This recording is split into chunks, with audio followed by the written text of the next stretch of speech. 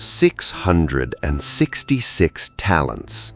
That's the number the ancient text gives for one single year, roughly 23 tons of gold delivered to one man's door. Silver, the same text says, became so common in Jerusalem it was counted as nothing. No mine matching that scale has ever been found. No inscription anywhere reads Ophir and points a finger at a map. Then, in 1946, a piece of broken pottery pulled out of the dirt near Tel Aviv put a name back into the conversation. We'll get to what it said. Start earlier. Start with a king who wanted to build a temple and wasn't allowed to.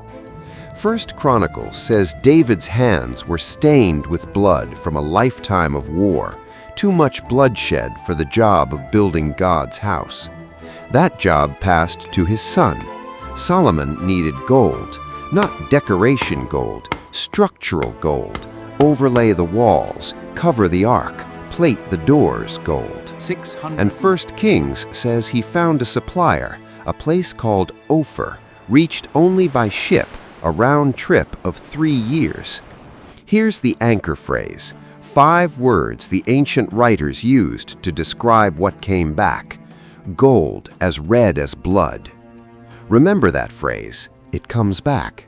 Picture the port at dawn. Salt air, wet rope, tar heating in the sun. A shipwright runs his palm along a hull board, checking the seams. The timber came from Lebanon, cedar, still faintly sweet under the pitch. Men load provisions in near silence because the voyage ahead is longer than most of them have been alive. Somewhere south, past waters nobody on this dock has charted, there's a coastline that smells different, spice different, foreign. The ships won't return for 3 years. When they finally do, the hold won't just carry gold, it'll carry apes, peacocks, ivory, and that same cedar and salt smell now mixed with something nobody on the dock has a word for yet. Everyone assumes Ophir was a single fixed point on a map. It probably wasn't. Scholars have placed it in Yemen, in Somalia, in India, even in Zimbabwe, thousands of miles south, a theory 19th century treasure hunters loved so much they built an entire myth around the ruins of Great Zimbabwe, insisting Solomon's own engineers raised its stone towers. They didn't. Radiocarbon dating later proved those walls were built by African civilizations over 1,000 years after Solomon died. The myth said Ophir was a place. The truth looks closer to a trade route, a direction on a map, not a single destination. Here's the turn. The same gold that built a temple, cherubim hammered from it, cedar beams overlaid with it, also built something else in that same reign, a throne room, a fleet, a harem of 700 wives, sealing 700 political alliances. One shipment, 2 purposes, worship on one wall, empire on the other. For a while it works spectacularly. The Queen of Sheba arrives and tradition says is left breathless. Then First Kings lays out the turn almost clinically. Foreign wives, foreign gods, altars rising on the hills outside a city he'd spent a fortune making holy.